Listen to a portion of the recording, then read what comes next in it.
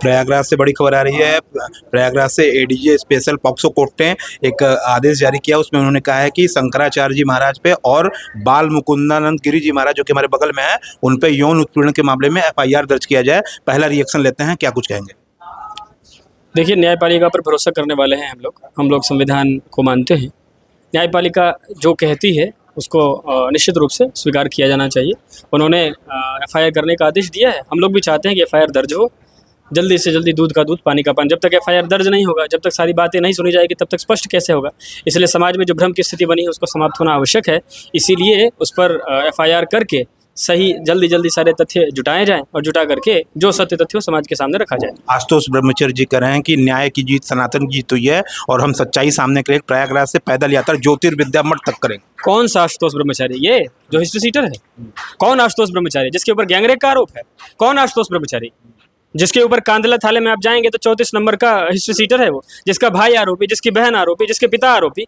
अब वो हम नहीं कह रहे हैं, कानून कह रहा है। आशुतोष ये महाराज है? ऐसे लोग सनातन धर्म पे कलंक हैं।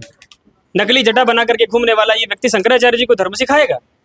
आप रामभद्राचार्य जी के इशारे पर, सरकार के इशारे पर, शंकराचार्य जी जैसे पवित्र गद्दी पर बैठे हुए आचार्य के ऊपर इतना घृणित आरोप लगाते हुए आपको शर्म नहीं आती है? समाज माफ नहीं करेगा आपको।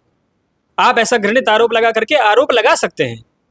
आप जिसके ऊपर चाहे जो हम आपके ऊपर आरोप लगा दें कि इन्होंने हमारे साथ गलत किया, आप क्या कर लेंगे? हम आरोप लगा दें? वो तो सेक्शन ऐसा है कि कोई भी आरोप लगाएगा जज साहब को सुनना ही पड़ेगा। तो निश्चित रूप से जज साहब को सुनना चाहिए। सुनने के बाद दूध का दूध पानी का और ऐसा दंड देना चाहिए आशुतोष जैसे नालायक व्यक्ति को, आशुतोष जैसे धूर्त व्यक्ति को, जो हिस्ट्री सीटर है, जिसने इस पवित्र गद्दी पर बैठे आचार्य के ऊपर इतना घृणित आरोप लगाया है, उसके ऊपर उसको ऐसा दंड दिया जाना चाहिए। हम लोग सेक्शन 22 और 23 के तहत कोर्ट के सामने गए हैं। हमने परिवाद दाखिल किया है जिसमें हमारे कल तारीख थी, अगली तारीख 13 मार्च के बाद की रखी गई। उसमें हम जज साहब के सामने अपनी बात, हमने 104 पेज में कल अपनी बात कही है।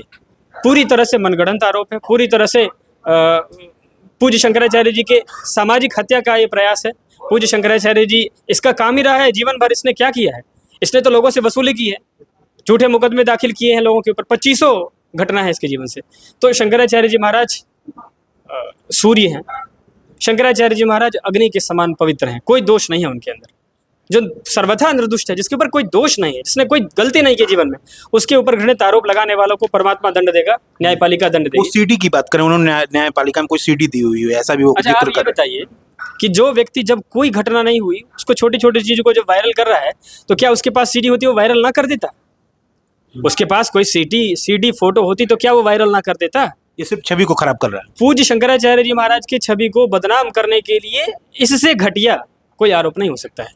सीडी, देखिए, कोई भी सीडी, कोई भी कैमरे में, संसार की किसी कैमरे में ये क्षमता नहीं आई है कि वो सीन को क्रिएट कर दे। है क्या ये क्षमता? जैसे हम और आप बात कर रहे हैं तो आपका ये कैमरा रिकॉर्ड कर रहा है, तब ना। हम यदि बात ना करते, हम जो ना करते, क्या कैमरा उसको रिकॉर्ड कर लेगा? जब कोई घटना हुई ही नहीं है, जब आरोप पूरी तरह से मनगढ़ंत है, तो सीडी में क्या होगा? निश्चित रूप से सीडी में क्या रखा है, नहीं रखा है, ये तो जज साहब जाने। वो तो जब हम लोगों को दिखाया जाएगा, उस पर हमसे हमारी चीज़ पूछी जाएगी, तभी हम बता पाएंगे कि वो किस तरह से झूठ। हम तो केवल इतना ही कहना चाहते हैं कि उसने 2 एप्लीकेशन दिए, दोनों एप्लीकेशन एक दूसरे से भिन्न है। दोनों एप्लीकेशन में 2 बात कही है उसने, अलग अलग बातें कही है, और हम लोगों ने कोर्ट के सामने अपनी बात कह दी है। आखिरी सवाल, आगे क्या? आगे क्या?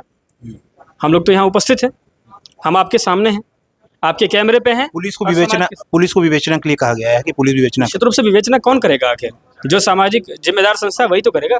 पुलिस हमारे यहाँ की जिम्मेदार संस्था है, वो विवेचना करेगी। विवेचना करना चाहिए, स्वागत है, विवेचना करे, न्यायपालिका के सामने रिपोर्ट प्रस्तुत करे। न्यायपालिका को जो करना है प्रोसेस चलाए, प्रोसेस जल्दी चला करके इस मामले का पटाक्षेप होना आवश्यक है, इस मामले का निर्णय होना आवश्यक है। और वो जो व्यक्ति जिसने शंकराचार्य जी महाराज जैसे पवित्र गद्दी पर बैठे आचार्य के लिए झूठा आरोप लगाया है, एप्लीकेशन दिया है, उस व्यक्ति को ऐसा दंड मिलना चाहिए मुकदमा पूरा होने के बाद कि नज़ीर बनना चाहिए कि कोई किसी सच्चे आचार्य के ऊपर, किसी भी व्यक्ति के ऊपर आप आरोप लगा करके ऐसे बच नहीं सकते। अभी तक इसने जीवन में न जाने कितने लोग, उसका काम ही यही रहा है, उसका काम ही यही रहा है। उसने पुलिस को नहीं छोड़ा, उसने नेता को नहीं छोड़ा, उसने मंत्री को नहीं छोड़ा, उसने सामान्य व्यक्ति को नहीं छोड़ा। यहाँ तक कि एक विधवा थी, उसके साथ भी बलात्कार के केस हैं उसके ऊपर। ये हम नहीं कह रहे हैं, ये उसके प्रोफाइल कह रहे हैं। जो पेशेवर अपराधी है, जिसके ऊपर 27 से अधिक मुकदमे, हिस्ट्री सीटर है, आप उससे आरोप लगवा करके शंकराचार्य जी को बदनाम करने की कोशिश कर सकते हैं। शंकराचार्य जी महाराज परम पवित्र हैं। सत्य, धर्म, न्याय, गाय, प्रकृति, पर्यावरण और धर्म के लिए शंकराचार्य जी लड़ते रहे, आज लड़ रहे हैं, आगे भी लड़ते रहेंगे। इस तरह के बदनामी वाले घटना से शंकराचार्य जी महाराज के ऊपर कोई भी प्रभाव नहीं पड़ने वाला है। सूर्य के सामने बादल आ सकता है कुछ देर के लिए, लेकिन सूर्य के प्रकाश जैसा सूर्य का प्रकाश उज्जवल है समाज का कल्याण करने के लिए, वैसे शंकराचार्य जी का जीवन वैसे ही। बाल मुकुंदाचार्य जी थे, इनका स्पष्ट रूप से कहना है कि एक आशुतोष ब्रह्मचारी जी के ऊपर इनका ये भी आरोप है, गैंगस्टर, तमाम विधवा के साथ बलात्कार, तमाम ऐसे आरोप इन्होंने लगाए। धन्यवाद।